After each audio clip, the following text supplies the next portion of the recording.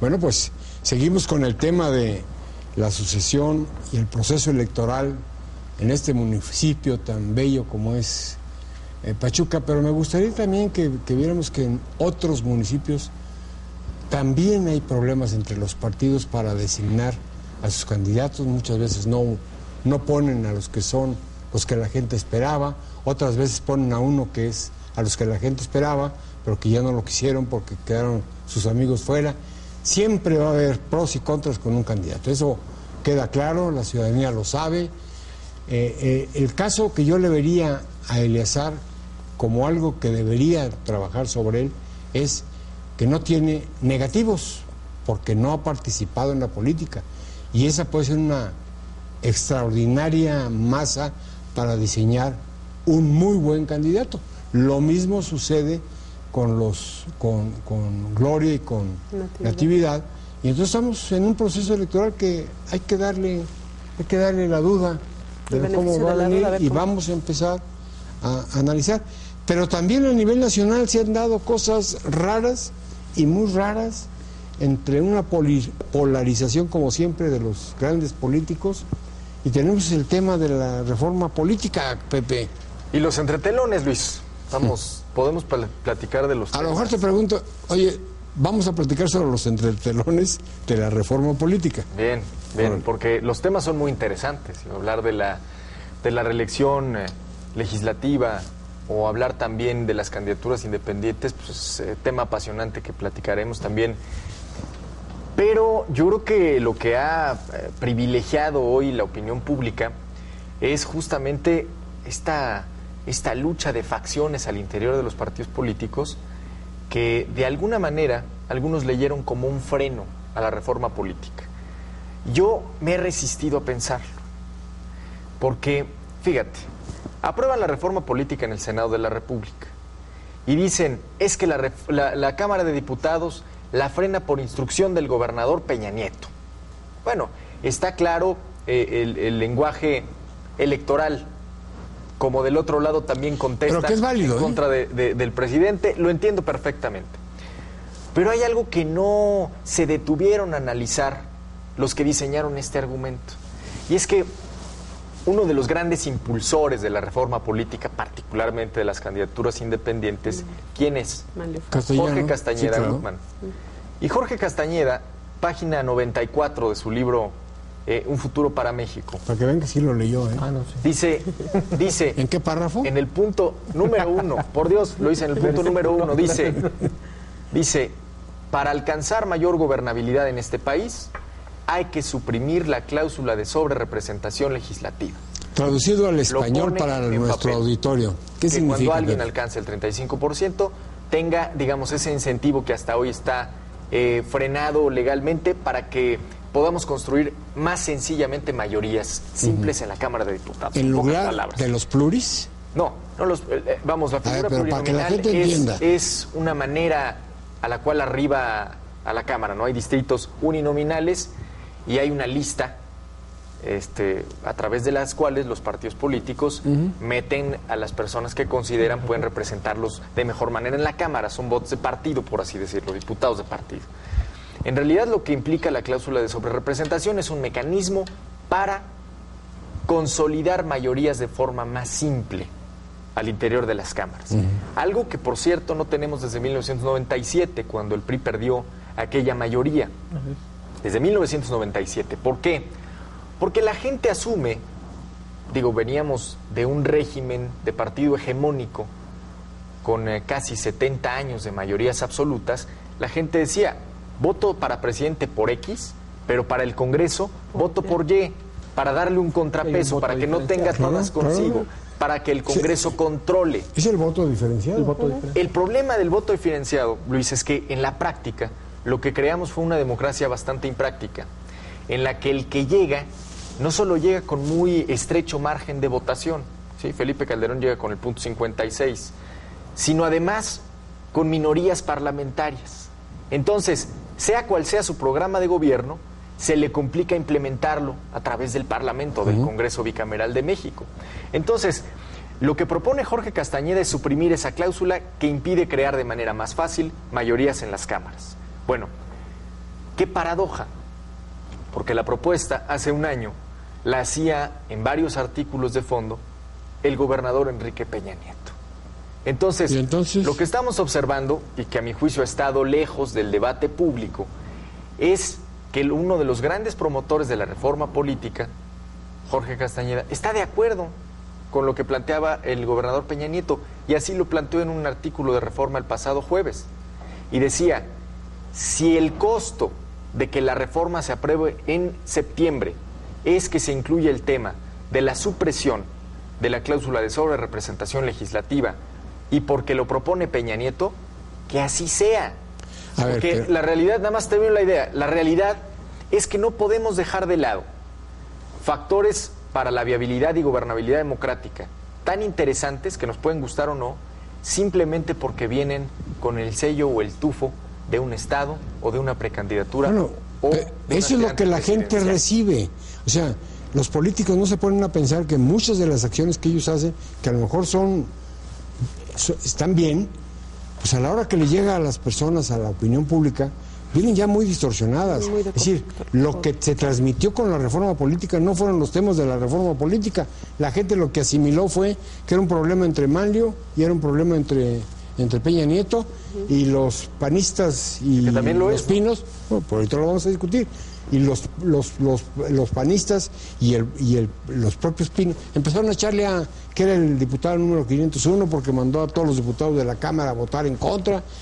Manlio luego ya salió y ya le empezaron a sacar el edificio. O sea, mandamos señales de que la clase política está polarizada totalmente. Yo no tengo ninguna duda que está totalmente polarizada. Yo nunca he creído en la gran unidad que tienen los partidos al interior de sus gentes. El PRI mucho menos.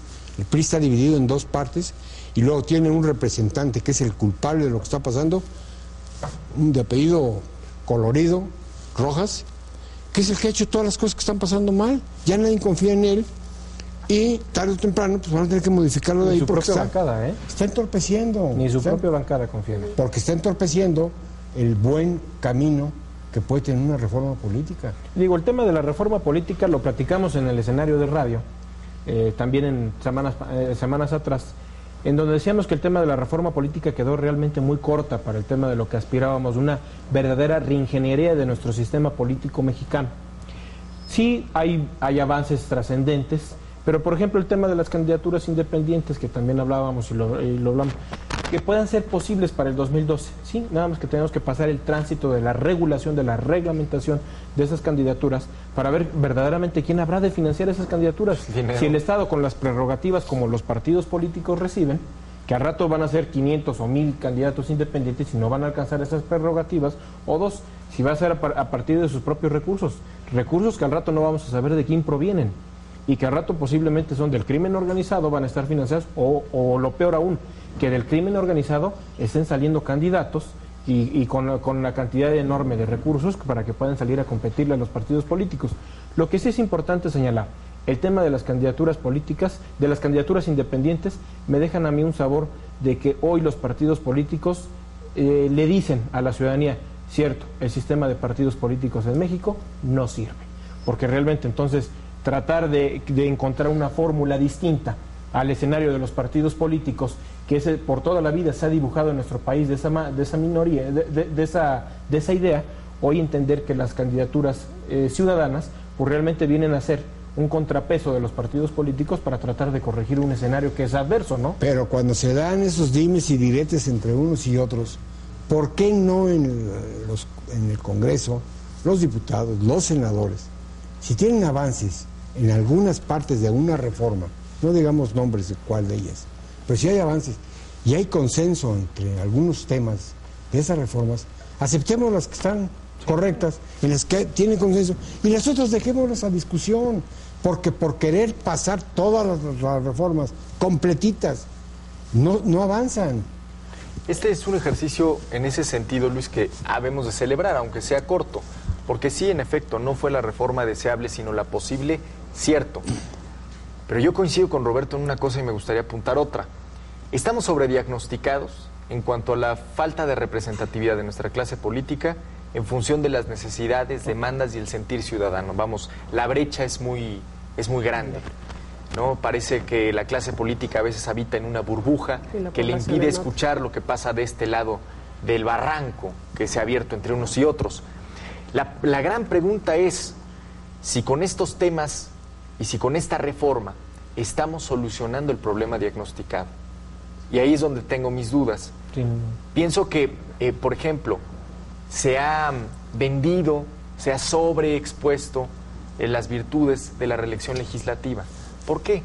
Pues porque había que combatir un tabú abierto en 1910, donde se nos grabó a todos en el inconsciente colectivo que este país no era México si permitía la reelección, que había sido una conquista revolucionaria. Pues sí, yo les diría, también fue bandera de don Porfirio Díaz antes de que lo fuera de Francisco I. Madero. El punto es que el argumento para combatir la reelección, creo, fue sobreexpuesto y nos va a decepcionar. ¿Por qué? Porque en 18 años, cuando veamos que alguien hizo una gran carrera parlamentaria, van a decir, no hay espacio para los ciudadanos que aspiran, ¿sí? Entonces, yo creo que lo que tenemos que entender es que no hay mecanismos perfectos, que no hay una sola solución para los problemas que hemos detectado, que la reelección no es la solución para la poca eficiencia legislativa y las candidaturas independientes no son tampoco la única respuesta para acercar a la clase política a la ciudadanía alejada de lo público. Entonces, yo creo que tenemos que verlo con mucho cuidado, con mucha mesura, con mucha tranquilidad, porque si no, esta reforma política va a terminar siendo, lejos de una respuesta para la sociedad, la gran decepción de la segunda década del siglo XXI. Yo me pregunto y les pregunto a ustedes, esto que estamos viendo, un partido se opone a una reforma porque lo propuso el otro color o el otro color, y el país está estancado. No nos estamos dando cuenta que el país está al borde de un problema mucho más serio, porque no llegamos a ningún acuerdo en nada. Es decir, ¿qué va a pasar cuando ya empiecen las manifestaciones como las que se están formando, en que la única condición que tiene la opinión pública, la gente, el ciudadano, pues es salir a la calle? Ya la ciudadanía ya se dio cuenta del poder que tiene realmente si se configura realmente una participación verdadera de la sociedad. Ahí estamos ahorita viendo el tema de la marcha de Javier Sicilia, que es impresionante ya realmente las conciencias que ha agitado. Pero realmente el problema es la clase política que tenemos en nuestro sistema parlamentario, que no llegan a acuerdos, que las decisiones que se deben de tomar, por ejemplo, en el tema de la reforma hacendaria, de la reforma laboral, de la reforma fiscal, de la reforma política, ahí están todo ese número de reformas que no ha pasado ni no ha transitado ninguna, y que desde el año 2000 que se habló de una reforma hacendaria posible, no existió, o una reforma fiscal no existió, o una reforma laboral que presentaron desde determinado grupo parlamentario, pues simplemente... Pero ¿por qué no pasan? A ver, por la sencilla razón, bueno, el costo, o sea, si lo propone el PAN o viene del presidente de la República, los priistas y los periodistas se oponen. Si viene del PRI, el panismo se opone. El país, señores, ¿por qué no se ponen a pensar en el país? Ya es necesario que todos los que vivimos dentro de este hermoso país, trabajemos para salir adelante y seguir sacando parte por parte. No necesitamos sacar todo el todo. Así es. Hacemos una pausa y sí, regresamos. Ya te vi con el dedito. Lo que hacemos una pausa, recuerden nuestro correo electrónico vistobuenotv@gmail.com.